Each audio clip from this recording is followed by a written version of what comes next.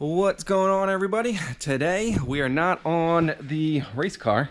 We're actually on the GT350. You can tell by the title of the video, it's called a radiator gap filler. So let's just jump right into what it is.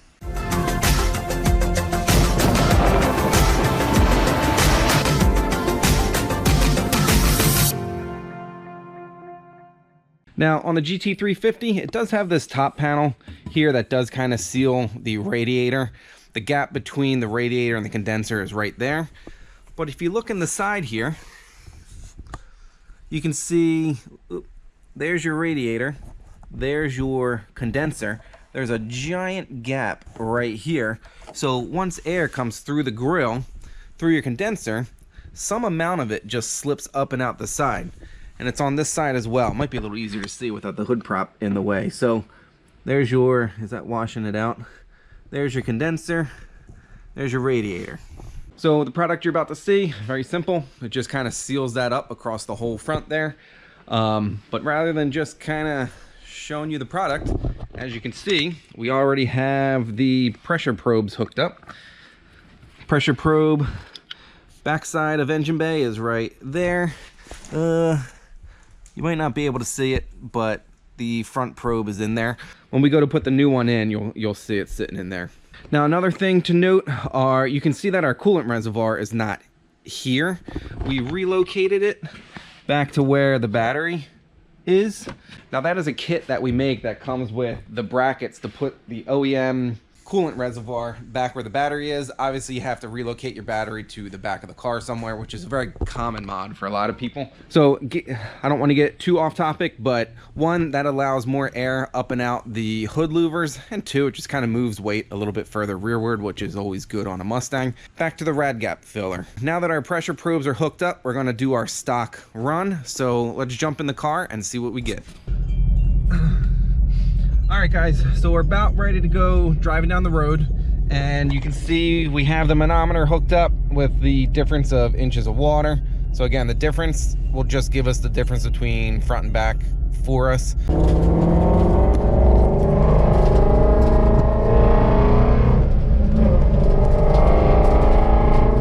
right, 60. 0.11 I saw. All right guys, so you just saw the one. I think I saw 0.11. Kind of hard to hold the camera and drive and look all at the same time. I'm going to do a few more runs, kind of see if I can get like an average of like 3 runs or something. Then we'll go put the gap filler in.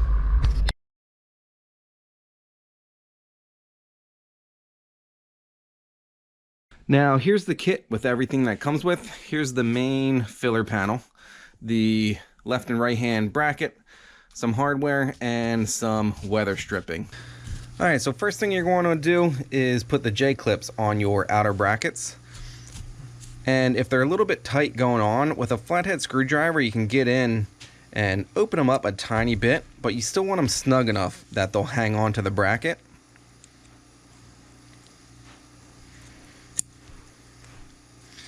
And there you go. So they're both going to look like this, just a mirror of each other, and they're done. Now putting the weather strip on, zoom out a little bit, might be a little bit of a pain, but pretty simple. You just slide it on and press it down as you go.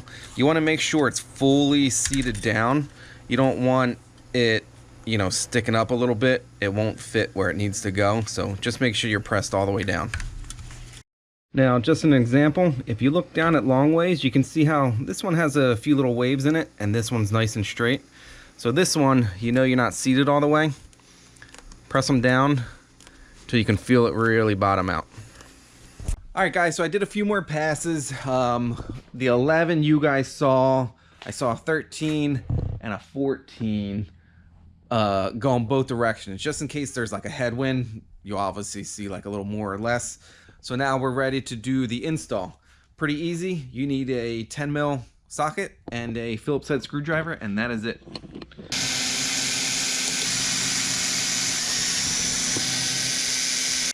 All right, so this top panel comes off. There you go. And then there you can see our pressure probe for this void between here.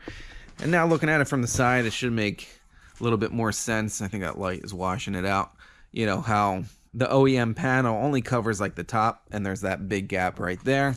Now we're not going to move the probes. We want to leave them exactly where they are. We don't want to introduce a variable. Other thing, I don't think I noticed it earlier, I did unplug the fan because I didn't want that to like kick on or off and change the reading at all. So now when you install it, the holes go on the top, and you can see this little extra piece of weather strip is on the bottom here, opposite of the holes. That will rest basically right on top of your condenser. Now, since it's aluminum, I found it's a little bit easier to come in from the side. You might have to flex it just a little bit, but it should be easy enough to get in.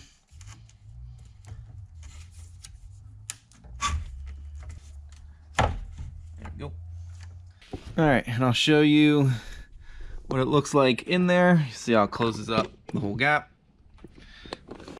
All right, and then you got your left bracket, your right bracket. Now this is probably the trickiest bit of the whole part, getting these screws in there without dropping them.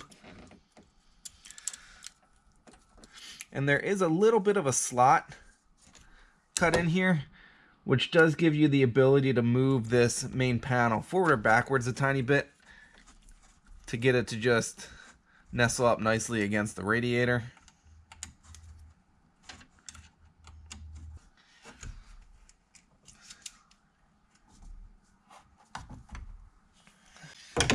Alright, so there you go. We are in. And then when you go back on with the OEM panel, a little bit easier to get the right side first. Oops.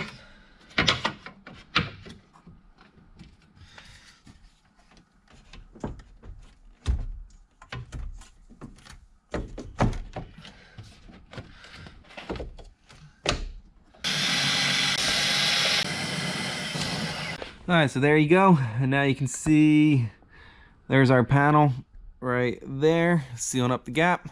So there you go, that's the install, pretty quick. Let's go get some numbers. Alright, so just like earlier, I'm going to yell out about 50 or 60 when we get there. It'll be 60, because that's what we did on the first test.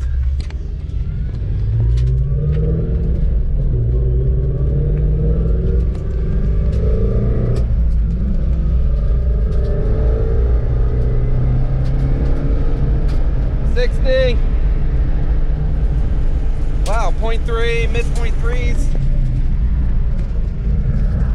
All right, guys, so that was pretty good.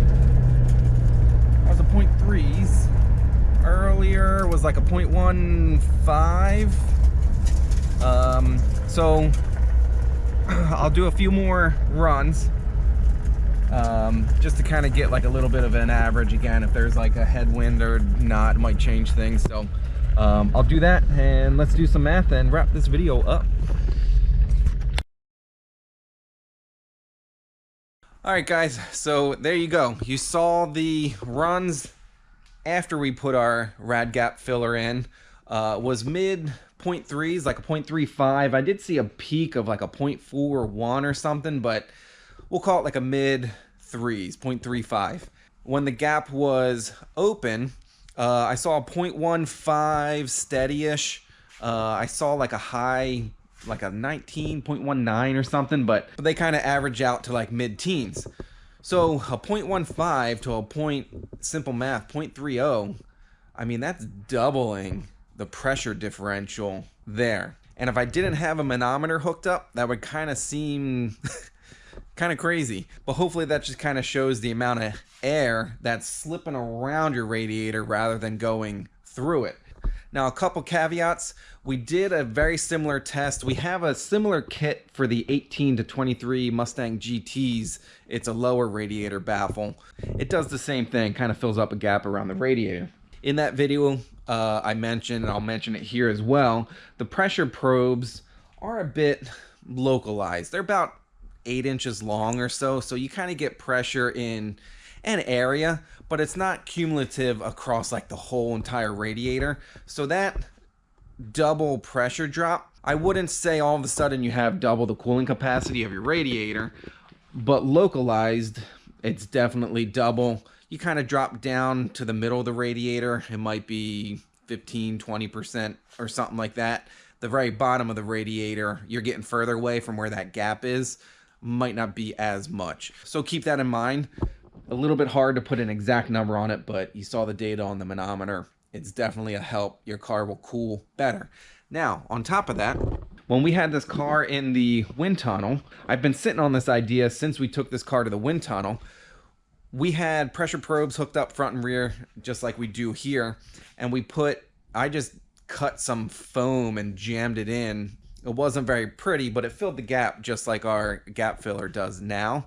And then when we removed it, we actually lost like 2.5 pounds of downforce. Not a huge amount by any stretch, but again, the pressure probes, they read about like 25% difference. Now they were like larger arrays across the front of the condenser. This one is now measuring the middle between the gap. So I hope that all kind of makes sense. But you can't really complain about a very small increase in downforce, a decent increase in cooling capacity as well. And if I remember right, let me go check my data. So I just double checked the data directly from the wind tunnel. We lost almost 2 pounds of drag at 100 miles an hour, gained 2 pounds of downforce, and again, the numbers you saw, the increased cooling capacity, this is about like a triple win. That hardly ever happens. So I know that's a lot of numbers flying around. I hope I'm not giving you information overload, but it's all kind of things to be considered. So I think that's where we're going to wrap this one up. We're calling it the GT350 Rad Gap Filler. Link will be below if you want to pick one up. As always, guys, thanks for hanging out, and I'll see you in the next one.